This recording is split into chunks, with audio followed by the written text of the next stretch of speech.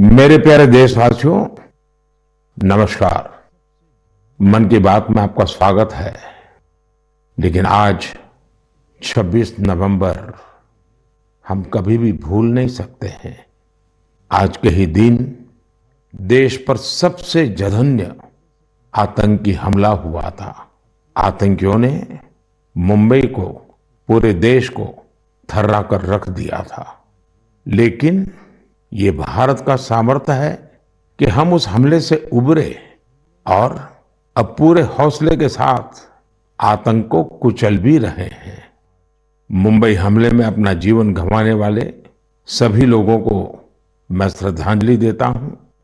इस हमले में हमारे जो जांबाज वीरगति को प्राप्त हुए, देश आज उन्हें याद कर रहा है। मेरे परिवारजनों, 26 नवंबर का आज का ये दिन एक और वजह से भी अत्यंत महत्वपूर्ण है। 1949 में आज के दिन संविधान सभा ने भारत के संविधान को अंगीकार किया था। मुझे याद है, जब साल 2015 में हम बाबा साहब आम्बेडकर की 125वीं जन्म जयंती मना रहे थे, उसी समय ये विचार आया था कि 26 नवंबर को संविधान दिवस के तौर पर मनाया जाए। और तब से हर साल आज के इस दिन को हम संविधान दिवस के रूप में मनाते आ रहे हैं।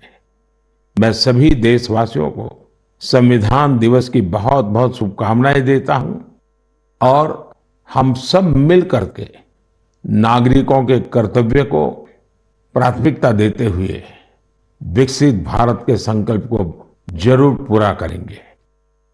साथियों, हम सभी जानते हैं कि संविधान के निर्माण में 2 वर्ष 11 महीने 18 दिन का समय लगा था। श्री सच्चिदानंद सिन्हा जी संविधान सभा के सबसे बुजुर्ग सदस्य थे। 60 से ज्यादा देशों के संविधान का अध्ययन और लंबी चर्चा के बाद हमारे संविधान का ड्राफ्ट तैयार हुआ था। ड्राफ्ट तैयार होने के बाद उसे अंतिम रूप देने से पहले उसमें 2000 से अधिक संशोधन फिर किए गए थे। 1950 में संविधान लागू होने के बाद भी अब तक कुल 106 बार संविधान संशोधन किया जा चुका है। समय, परिस्थिति, देश की आवश्यकता को देखते हुए अलग अलग सरकारों ने अलग अलग समय पर संशोधन किए। लेकिन ये भी दुर्भाग्य रहा कि संविधान का पहला संशोधन फ्रीडम ऑफ स्पीच और फ्रीडम ऑफ एक्सप्रेशन के अधिकारों में कटौती करने के लिए हुआ था। वहीं संविधान के 44वें संशोधन के माध्यम से इमरजेंसी के दौरान की गई गलतियों को सुधारा गया था। साथियों, ये भी बहुत प्रेरक है कि संविधान सभा के कुछ सदस्य मनोनीत किए गए थे, जिनमें से 15 महिलाएं थी।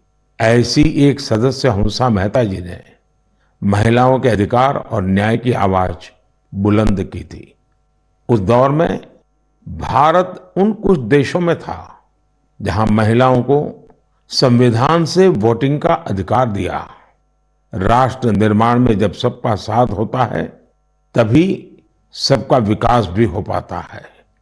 मुझे संतोष है कि संविधान निर्माताओं के उसी दूरदृष्टि का पालन करते हुए अब भारत के संसद ने नारी शक्ति वंदन अधिनियम को पास किया है। नारी शक्ति वंदन अधिनियम हमारे लोकतंत्र की संकल्प शक्ति का उदाहरण है। ये विकसित भारत के हमारे संकल्प को गति देने के लिए भी उतना ही सहायक होगा। मेरे परिवारजनों, राष्ट्र निर्माण की कमान जब जनता जनार्दन संभाल लेती है, तो दुनिया की कोई भी ताकत उस देश को आगे बढ़ने से नहीं रोक पाती। आज भारत में भी स्पष्ट दिख रहा है कि कई परिवर्तनों का नेतृत्व देश की 140 करोड़ जनता ही कर रही है। इसका एक प्रत्यक्ष उदाहरण हमने त्योहारों के इस समय में देखा है। पिछले महीने मन की बात में मैंने वोकल फॉर लोकल यानी स्थानीय उत्पादों को खरीदने पर जोर दिया था। बीते कुछ दिनों के भीतर ही दिवाली, भैया दूज और छठ पर देश में 4 लाख करोड़ से ज्यादा का कारोबार हुआ है। और इस दौरान भारत में बने उत्पादों को खरीदने का जबरदस्त उत्साह लोगों में देखा गया।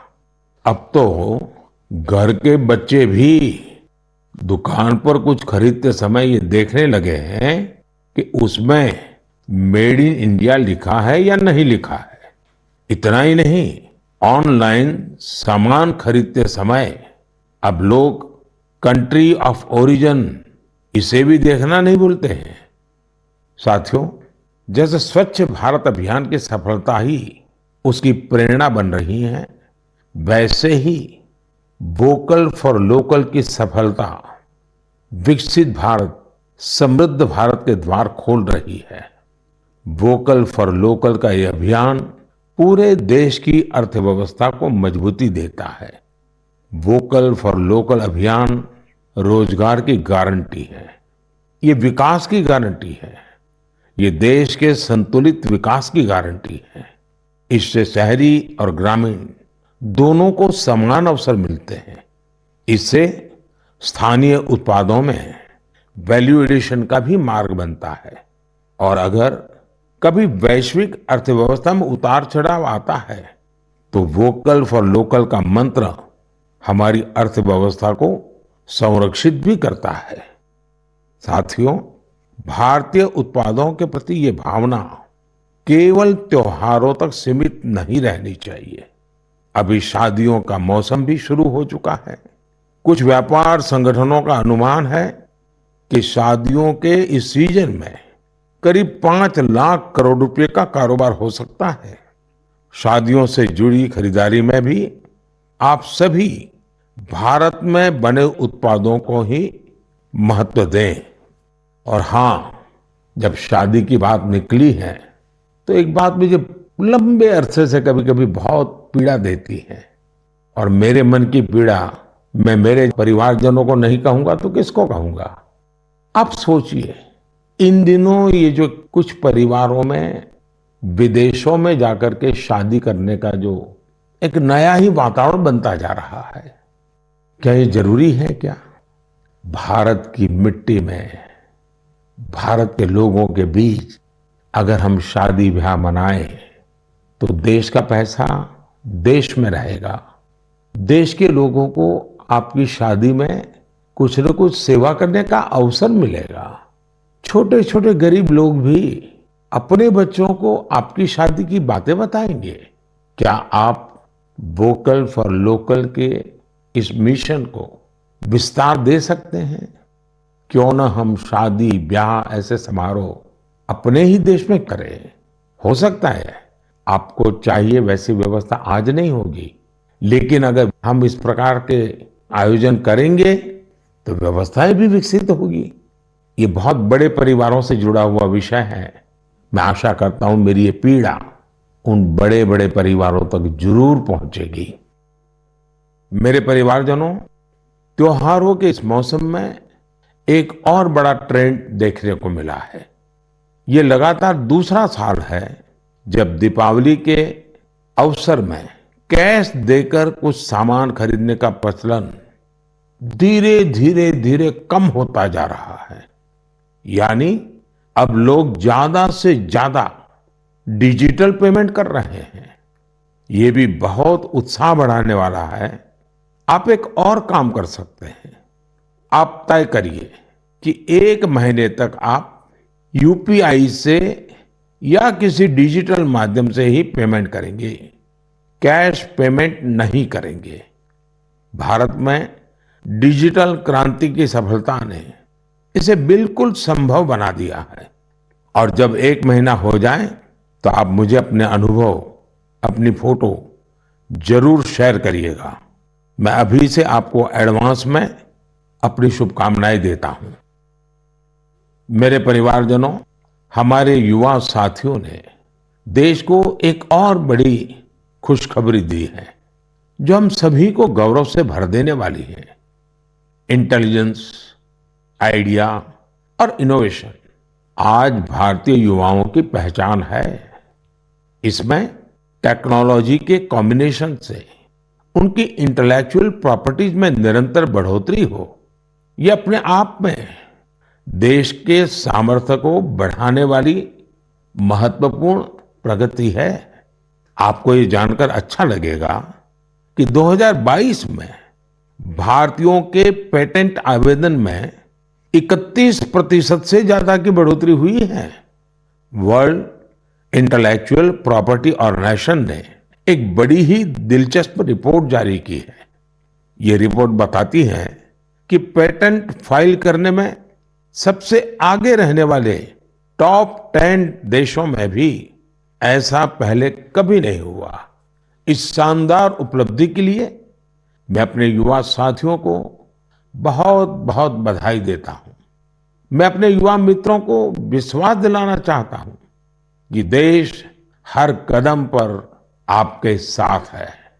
सरकार ने जो प्रशासनिक और कानूनी सुधार किए हैं, उसके बाद आज हमारे युवा एक नई ऊर्जा के साथ बड़े पैमाने पर इनोवेशन के काम में जुटे हैं।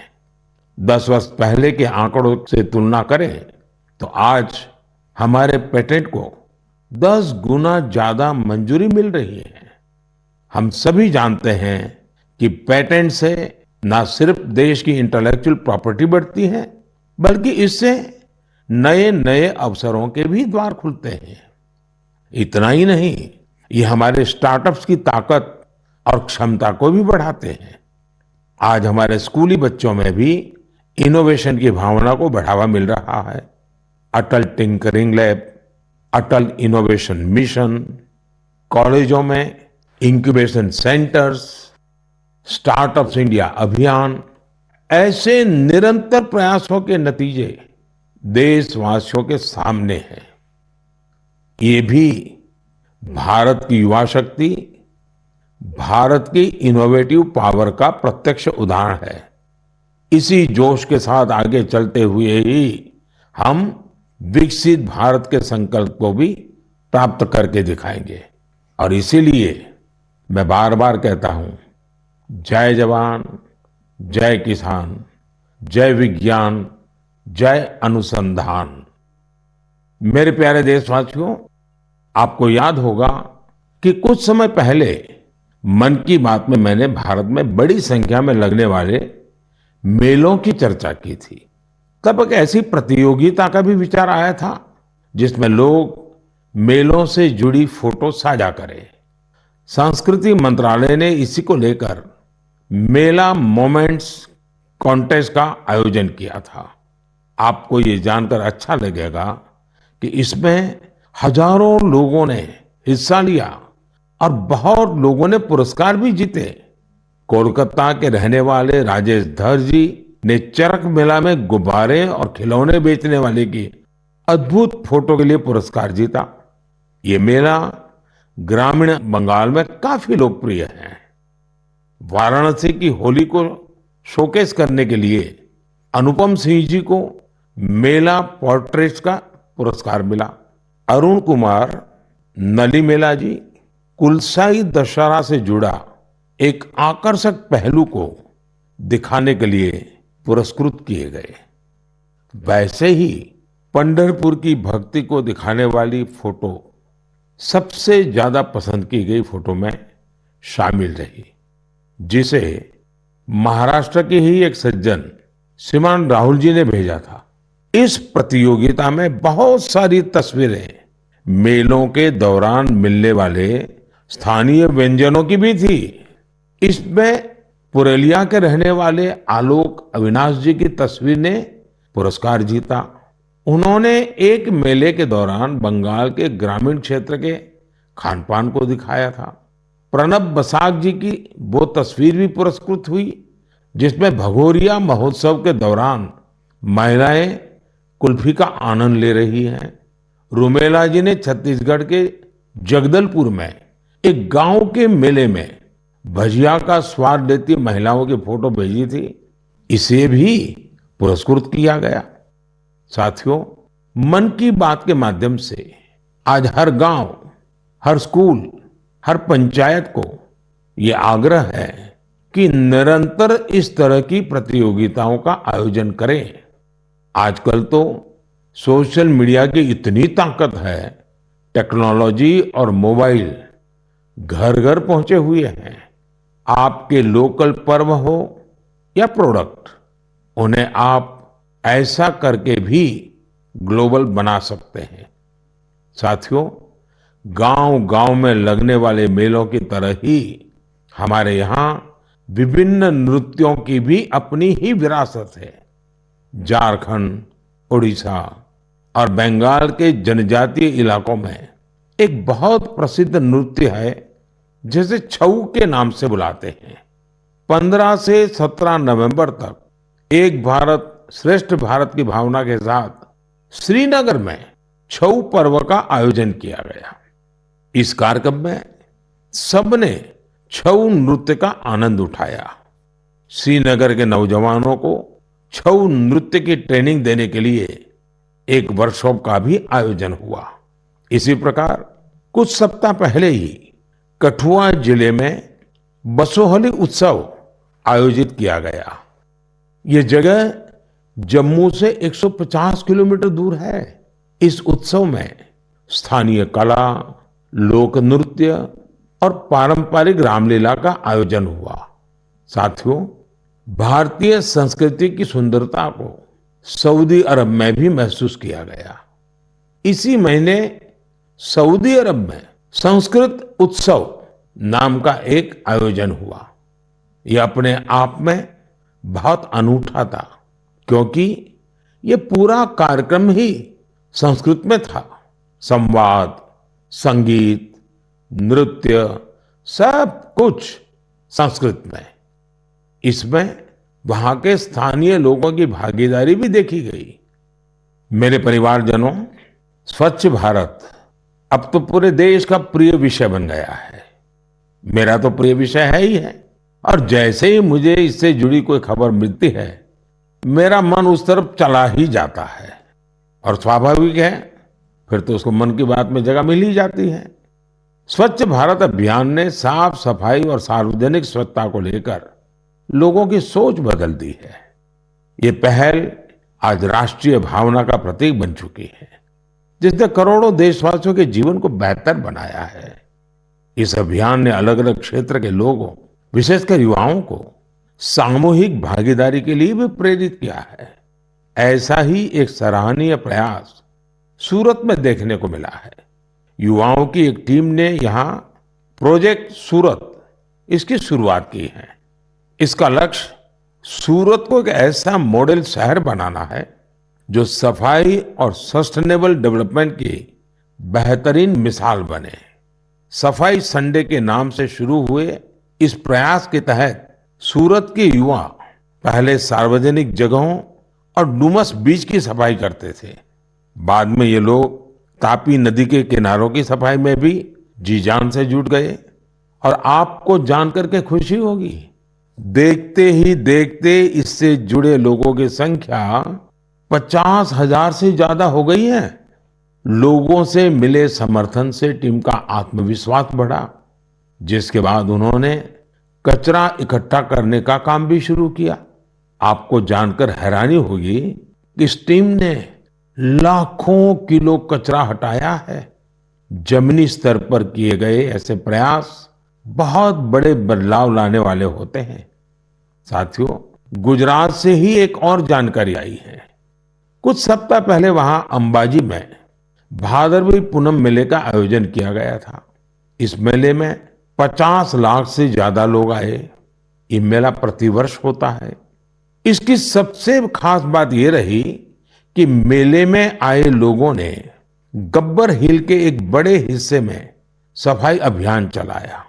मंदिरों के आसपास के पूरे क्षेत्र को स्वच्छ रखने का यह अभियान बहुत प्रेरणादायी है। साथियों, मैं हमेशा कहता हूं कि स्वच्छता कोई एक दिन या एक सप्ताह का अभियान नहीं है, बल्कि ये तो जीवन में उतारने वाला काम है। हम अपने आसपास ऐसे लोग देखते भी हैं जिन्होंने अपना पूरा जीवन स्वच्छता से जुड़े विषयों पर ही लगा दिया। तमिलनाडु के कोयम्बटूर में रहने वाले लोगानाथन जी भी बेमिसाल है। बचपन में गरीब बच्चों के फटे कपड़ों को देखकर वे अक्सर परेशान हो जाते थे। इसके बाद उन्होंने ऐसे बच्चों की मदद का प्रण लिया और अपनी कमाई का एक हिस्सा इन्हें दान देना शुरू कर दिया। जब पैसे की कमी पड़ी तो लोगानाथन जी ने टॉयलेट तक साफ किए ताकि जरूरतमंद बच्चों की मदद हो सके। वे पिछले 25 सालों से पूरी तरह समर्पित भाव से अपने इस काम में जुटे हैं और अब तक 1500 से अधिक बच्चों की मदद कर चुके हैं। मैं एक बार फिर ऐसे प्रयासों की सराहना करता हूं। देश भर में हो रहे इस तरह के अनेकों प्रयास न सिर्फ हमें प्रेरणा देते हैं बल्कि कुछ नया कर गुजरने की इच्छा शक्ति भी जगाते हैं। मेरे परिवारजनों, 21वीं सदी की बहुत बड़ी चुनौतियों में से एक है जल सुरक्षा। जल का संरक्षण करना जीवन को बचाने से कम नहीं है। जब हम सामूहिकता की इस भावना से कोई काम करते हैं तो सफलता भी मिलती है। इसका एक उदाहरण देश के हर जिले में बन रहे अमृत सरोवर भी है। अमृत महोत्सव के दौरान भारत ने जो 65,000 से ज्यादा अमृत सरोवर बनाए हैं वो आने वाली पीढ़ियों को लाभ देंगे। अब हमारा ये भी दायित्व है कि जहां जहां अमृत सरोवर बने हैं उनकी निरंतर देखभाल हो, वो जल संरक्षण के प्रमुख स्रोत बने रहें। साथियों, जल संरक्षण की ऐसी ही चर्चाओं के बीच मुझे गुजरात के अमरेली में हुए जल उत्सव का भी पता चला। गुजरात में 12 मास बहने वाली नदियों का भी अभाव है, इसलिए लोगों को ज्यादातर बारिश के पानी पर ही निर्भर रहना पड़ता है। पिछले 20-25 साल में सरकार और सामाजिक संगठनों के प्रयास के बाद वहां की स्थिति में बदलाव जरूर आया है और इसलिए वहां जल उत्सव की बड़ी भूमिका है। अमरेली में हुए जल उत्सव के दौरान जल संरक्षण और झीलों के संरक्षण को लेकर लोगों में जागरूकता बढ़ाई गई। इसमें वाटर स्पोर्ट्स को भी बढ़ावा दिया गया। वाटर सिक्योरिटी के जानकारों के साथ मंथन भी किया गया। कार्यक्रम में शामिल लोगों को तिरंगे वाला वाटर फाउंटेन बहुत पसंद आया। इस जल उत्सव का आयोजन सूरत के डायमंड बिजनेस में नाम कमाने वाले सब्जी भाई धोड़किया के फाउंडेशन ने किया। मैं इसमें शामिल प्रत्येक व्यक्ति को बधाई देता हूं।